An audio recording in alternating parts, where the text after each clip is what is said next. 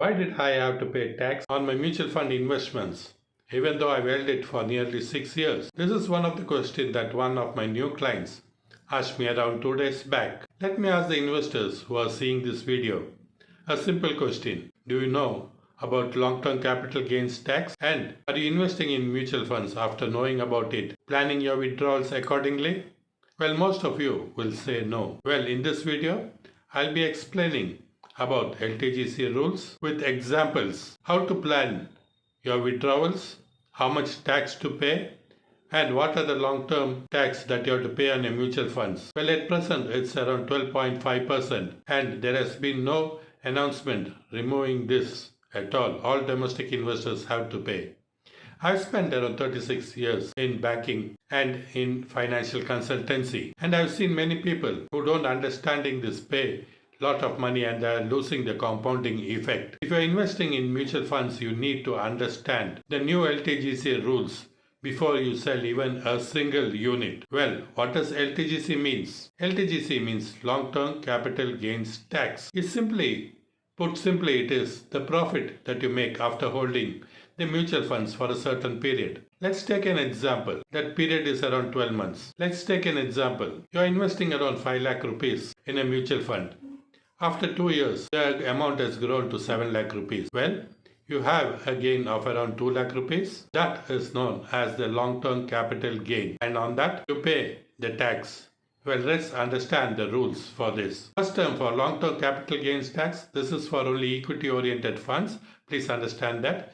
The holding period has to be more than 12 months. Well, the first 1.25 lakhs is not taxed under the LTGC tax at all. It is exempt from tax. Any gain above 1.25 lakhs is taxed at 12.5% without indexation. These rules continue to apply in 26-27. Let's take an example. Suppose your LTGC in this year is around 3 lakh rupees. Your first 1.25 lakhs is not charged. So 12.5 is charged on 1.75 lakh rupees and your amount comes to around 21,875 excluding cess and surcharge. Well, what about SIP investors? Many people think that SIP is treated as one investment.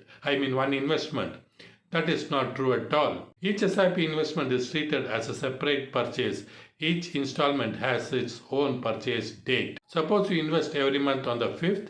When you redeem, the oldest units are normally considered sold first under the FIFO, which is the first in, first out method. And each SIP has its own 12-month holding period. This is very important and you have to be very careful by planning before redemption. How do you save LTGC tax legally? Well, there are few ways that you can reduce your LTGC tax. Well, the first burden, don't redeem your whole investment in a single financial year if you don't need your money immediately, Instead, consider spreading your redemptions across several financial years to make better use of the annual exemptions that's available. Tip 2. If you are investing as a family, tax planning may differ depending on who owns the investment and their financial situation. So take professional advice before restructuring your investments. And 3.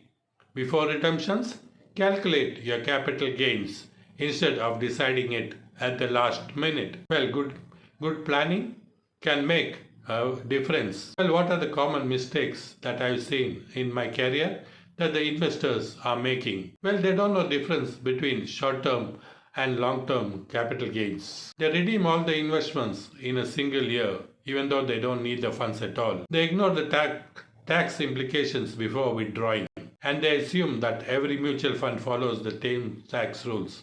It's not so. Remember, debt funds and certain other categories may be taxed differently, so always check the applicable rules for the specific fund that you hold. Understanding LTGC tax isn't about avoiding tax at all. It is about keeping more of your wealth you worked hard to build by planning your investments and withdrawals wisely. Don't let tax kill your compounding. Know the rules, time your exit, and keep more of your money. Well, if you want to know how this specifically applies to your current portfolio, I am offering a one-to-one wealth discovery call. Click the description below and book it at the earliest. Please like and subscribe to my channel.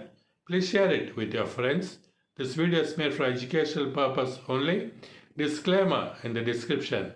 Thank you and see you in the next video.